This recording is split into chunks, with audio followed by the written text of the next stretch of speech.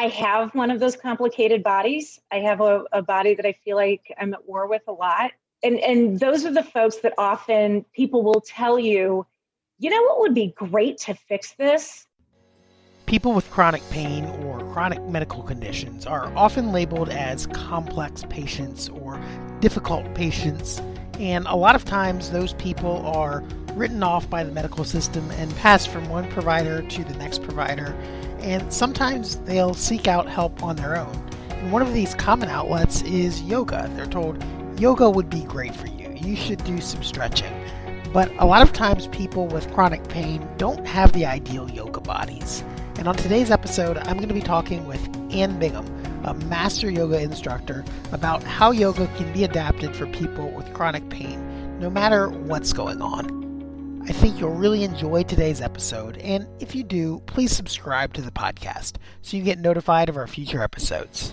You're listening to the St. Louis Pain Expert Podcast with Dr. Dave Candy, St. Louis's leading expert in chronic pain relief. Dr. Candy specializes in helping women age 40 and above to overcome chronic, nagging aches and pains without medication, injections, or surgery, so they can stay active, mobile, healthy, and independent. Whether you're suffering from pain yourself or know someone who is, pain's a universal experience that affects us all, but that doesn't mean you have to suffer.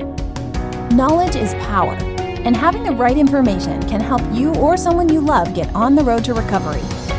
On the St. Louis Pain Expert Podcast, Dr. Candy talks with other pain experts from around the world to give you the information you need to recover, the peace of mind of knowing that you're not alone, and the hope that lasting relief from chronic pain is possible, and it doesn't require relying on pills, injections, or surgery in order to do so. So sit back, relax, and open your ears, mind, and heart, and let the healing begin. Welcome to the St. Louis Pain Expert Podcast. I'm your host, Dr. Dave Candy. I have with me here today Ann Bingham, a master certified yoga instructor from right here in St. Louis. Ann has used yoga to deal with some of her own personal health issues, as well as help lots of other people who are maybe not the traditional yoga candidates or don't have the ideal yoga body. So thank you so much, Ann, for joining us today. Of course. Thank you so much for having me. So we've known each other for a couple years now, and I know you've kind of gone through a little bit of, a revolution in how you practice, but can you tell us now kind of the ideal type of person that you work with and how you help them? Yeah. So I've been practicing yoga for a very long time. I've been practicing yoga for about 22 years now. And when I started practicing yoga, my ideal client, or my initial clients, were sort of who you thought of when you think of yoga, right? They were pretty athletic. They were pretty mindful. Health was really important to them, and they tended to work out a couple of times a week. And our classes were pretty intense, pretty athletic, lots of sweating, and lots of mindfulness at the end. I have since moved away from that structure. And my clients now are really special to me. My clients now typically have at least one, if not more, chronic illness or injury that they've been living with for a really long time. And the reason that I work with them, or I should say, we've sort of gravitated towards each other, I think that's probably a better way of saying it, is that I had a number of these folks coming into my classes, and they would sort of come to me at the beginning of class or at the end of class and say, so I have this thing happening with my body. I have bad knees. I remember early on in my career, somebody saying I had an L4, L5 fusion in my back. So that's two of your lower vertebrae fused.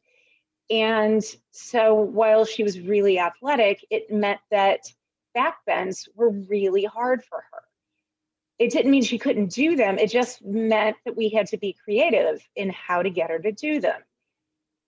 And when she started being able to do them, it was pretty magical to see the look on her face when she could do something that she didn't think her body could do. It was pretty incredible. And so since then, I've really started working exclusively with folks that I'll just say have complicated bodies. And I say that because I have one of those complicated bodies. I have a body that I feel like I'm at war with a lot. And those are the folks that often people will tell you, you know what would be great to fix this? You should definitely go to yoga. But when you step foot in a yoga studio and you see all of those kind of live 5'10" bodies, and they work and they're coordinated and they can touch their toes and they can twist 9 ways to Sunday and all kinds of things like that, and you can't, it's super intimidating. And the reality is our bodies can do really, really cool stuff. And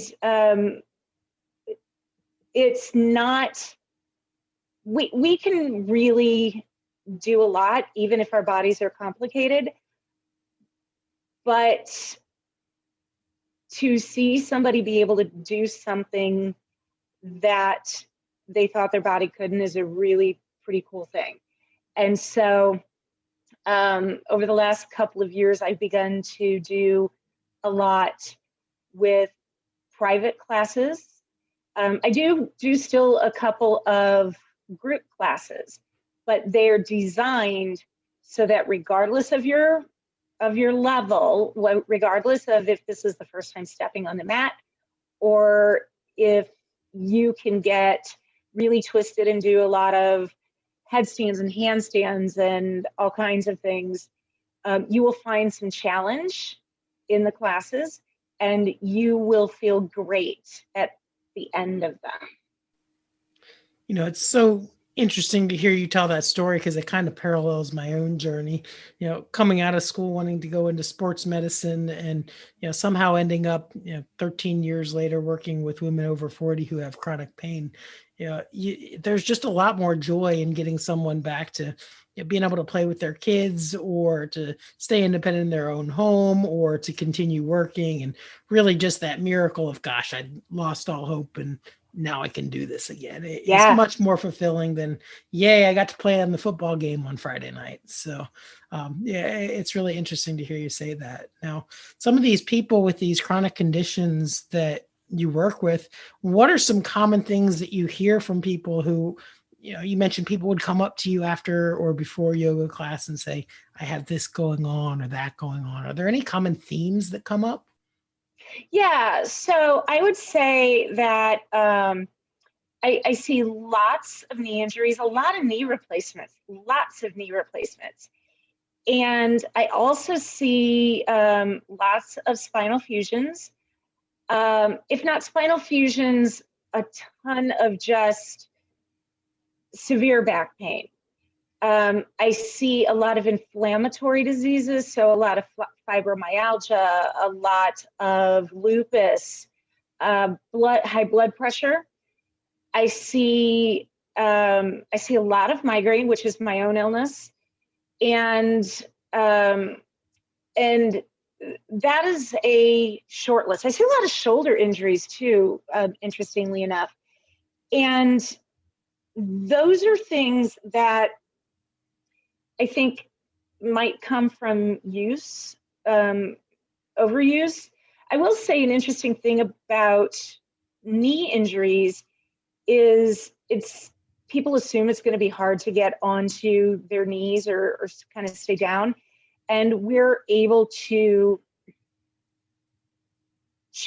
give them some things. We use blankets or we use extra mats, or I can explain to them the kind of mat that they need, because not all yoga mats are created equal, so that they can do that. And the other thing that I do with them is I work a lot on balance. because you know this as a physical therapist, when you have a mechanical knee, you don't get the same biofeedback from your joints to help you with balance. And I do find that that's not communicated well in the medical world. And so when I talk to people about, hey, so now that you've had this knee replacement, does anybody talk to you about like you really need to kind of work on your balance a little more so that we can avoid risks of fall? I find that by and large, that is not something that happens. So we really work hard on balance on our side, just to sort of make sure that their body gets those messages in a different way. Yeah, absolutely. And a lot of surgeons will even tell people, don't kneel on your knee, which, right, I mean, is very good advice for the first 8 to 12 weeks while the surgery's healing up. But, once that passes, a lot of times they don't get the message that, okay, you can do that now. And so a lot of people are really fearful of just getting on their knees, even on a mat, even on a bed, sometimes years afterwards. And when they actually try it, it's oftentimes not that bad. Now, kneeling on a hard floor is a different story sometimes, but on a yoga mat or some sort of adaptation, it's oftentimes fear or lack of knowledge that holds them back. Right, and think about that person that gardening has been part of their life for forever, and now they're being told like you can't kneel anymore. Well, if we're able to give them back a way to kneel and help reduce that fear and make it comfortable, then they get to have not just yoga and moving their body, but it also gives them that huge part of their life back. Right. Yeah. Being able to participate in that gardening and something that just brings them joy is huge. You'd also mentioned about migraines and having, sort of a personal history with that. How have you used yoga to overcome your own migraines? And what are some tips that you give other people who suffer with that? Yeah. So for several years now, my yoga has actually been a part of my treatment plan. I'm lucky to have a neurologist who is really open to lots of different treatment plans. And he, several years ago, told me that yoga was something that wasn't just going to be a hobby. It was something that I needed to do on a regular basis. And I want to be really clear that when I talk about doing yoga with migraine or with anything else, it will not cure you, because there's lots of yoga instructors out there, and there's lots of things that you'll see in Facebook and on groups that'll say, try yoga, it will cure you. It won't, okay? So there's a biological component to this.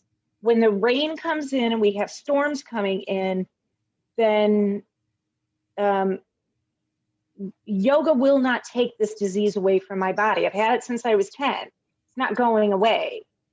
It's a progressive illness, and yoga doesn't change that. What yoga will do is help to manage my symptoms.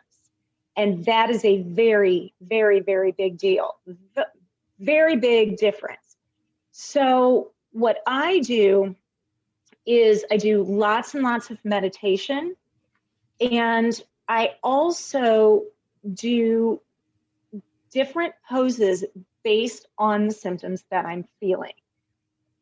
So for example, I tend to feel lots of tension in my neck and shoulders, pretty common for folks with migraine. And there are lots of different stretches that you can do to relax those. There's also a lot of standing poses that you can do, because being upside down when you're, quote, in flare is not great for being upside down. Doing something like a downward dog is a great pose to help relieve stress and tension. but being upside down is pretty horrible on your head.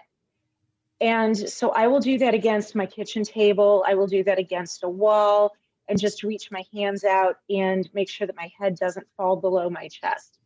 There's also a series of poses that I use that go against the wall, where I'm sort of laying against the wall, my hips are against the wall, and my feet are extended up. And what that does is it's a gentle and relaxing and stress relieving pose. And it helps to bring all of the lymph down into my body where it belongs. It also helps to relax the blood vessels that are in my head, because my heart doesn't have to work as hard to get the blood up to these overworked blood vessels and back down. So there's a lot of things that I can do that can help sort of settle my system back down. If you're looking for yoga instructors, though, the first thing you need to do is you need to be really honest and upfront about how you're feeling, so that they know not to put you in downward dog or down in those inversions, and so that they can make adaptations for you.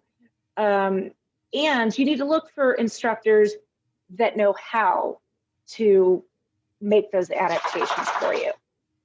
And we talked about this a little bit before we started recording here, about how sometimes there's the yoga class full of, the 20, 30 somethings who are hyper flexible and can twist 90 ways to Sunday, I think you said. And then you got the one or two people in the back of the room who they want to start doing yoga. They've heard it's a good thing, but they're not quite made like that.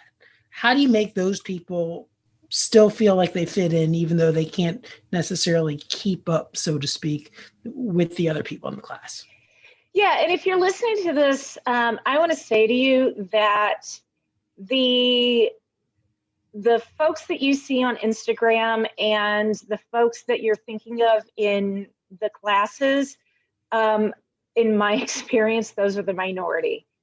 I like to laugh at my 25-year-old daughter, because she has incredibly flexible hips. She's 25. That's her job. She's supposed to be flexible, but she's going to get old just like the rest of us, and she's not going to be that flexible anymore.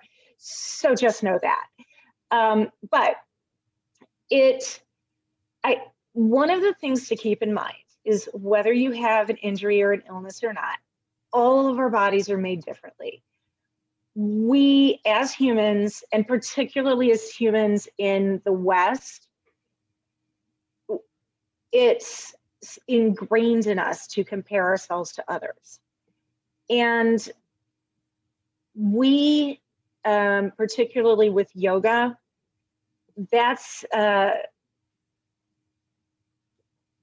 we really need to work hard to not do that, because your body's just different. Whether or not you have an illness or an injury, or you're in flare or you're not in flare, your body's just different.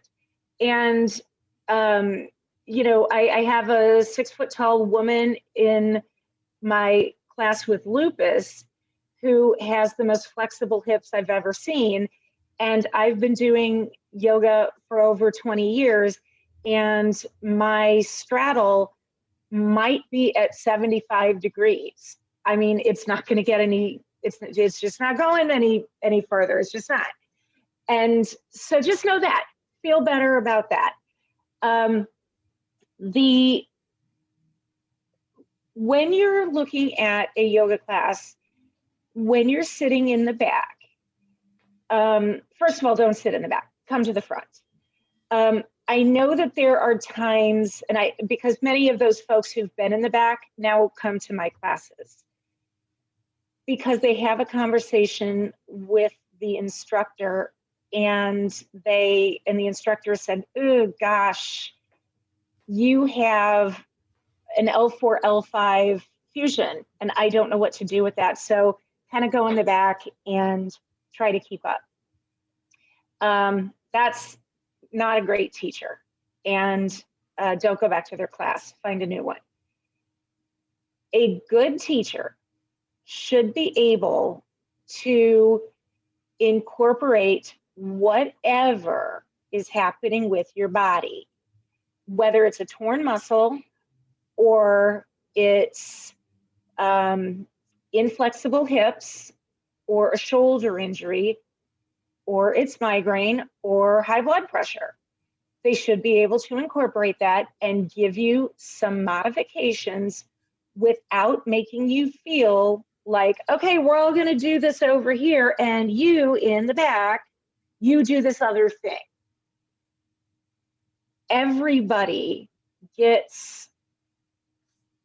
should be able to do something within that pose that makes their body feel great. And whether that's bringing your hands closer to your feet or taking them out a little bit further or coming down on your knees, there's literally 100 ways to modify every single pose and still make it work for you.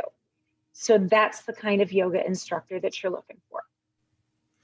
I think that's another great point, that the same goes for rehab, that what works for one or what works for many doesn't work for all the time. And like you mentioned with your own migraines and times when you're having flares and times when you're not, even what works for one person on one day may not work for the same person on another day. And so the ability to adapt within individuals as well as between individuals is a really important skill to learn. Right. So for example, lots of yoga teachers like to use incense. I don't go to classes where they use incense. It's something that bothers my migraines. So a lot of people really like that. I don't. And I know that many of the clients that I've had who are autistic don't go to those classes either, because that is something that really, really bothers them. So again, it's finding somebody that you click and connect with. Well, if somebody that's listening to this today feels like they maybe clicked or connected with you or would like to find out more about your classes, how could they find out more? Yeah, so my website has all of my classes, all of my private class information, and that is Kula Yoga St. Louis. That's KULAYSTLOUS.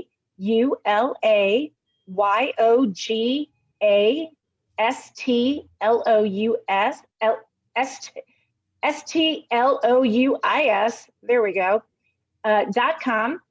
And that has a little bit about me. It has a little bit about my approach, and it has where I'm teaching right now, the classes that I'm teaching at.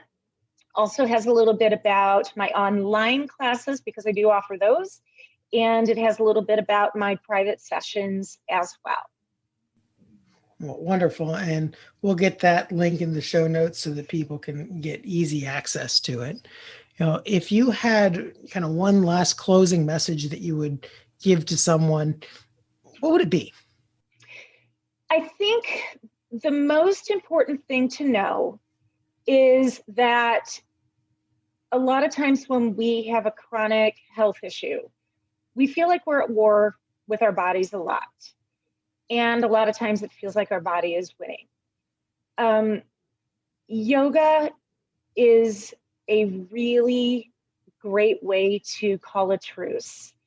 It's a great way to kind of see the amazing things that your body can do, and to really recognize how amazing you are, the self that's in your body, because sometimes those get separated. And that, outside of any physical benefits, being able to bring those two together, I think is probably the biggest reason that I would ever recommend anybody, but especially folks with chronic health issues with complicated bodies, to take a yoga practice seriously. I would also really recommend that if you're interested in doing this, don't do YouTube videos. Our bodies are too complex, and whether you're well or not, you're going to need somebody to help you make minor adjustments to your body positioning to keep you safe. I couldn't agree with that more. And thank you so much again, Ann, for taking the time to share your information with us today. Thank you for chatting. It's been a wonderful time. Have a great day. You too. That was a lot of fun. I really enjoyed talking with Ann. Now, if you're someone who's listening to this who has chronic pain and you have been passed from provider to provider, that you feel like you're a complex case and no one will listen, give my office a call at 314-941-3970. I'd be happy to set up a time to chat and help you find out what's wrong and see if we can find a solution for you so you can get back to doing the things you love, whether that's doing yoga or some type of exercise, or just being able to get through your day, to do your household chores, or go out with family and friends without worrying if you're going to have a migraine attack or a fibromyalgia flare. Just give us a call. Again, the phone number is 314-941-3970. Thanks again for listening, and if you found this episode interesting, please subscribe to the podcast so you get notified of our future episodes. Thanks for listening to the St. Louis Pain Expert Podcast. We hope you've enjoyed the show. If you live in the St. Louis area and would like Dr. Candy's help to find a solution to your pain, visit our website at stlpainexpert.com. Email Dr. Candy at dave@stlpainexpert.com or call Dr. Candy's clinical practice at 314-941-3970. If you're listening from outside the St. Louis area but would still like some help, feel free to contact us to learn more about our virtual health coaching. Regardless of where you live, please share our podcast with anyone you know who would benefit from learning more about pain and what can be done to relieve it. And don't forget to subscribe to our podcast on iTunes, Google, Spotify, or your other favorite podcast platform so you get notified when we release a new episode. Thanks again for listening, and we hope you'll enjoy us again soon.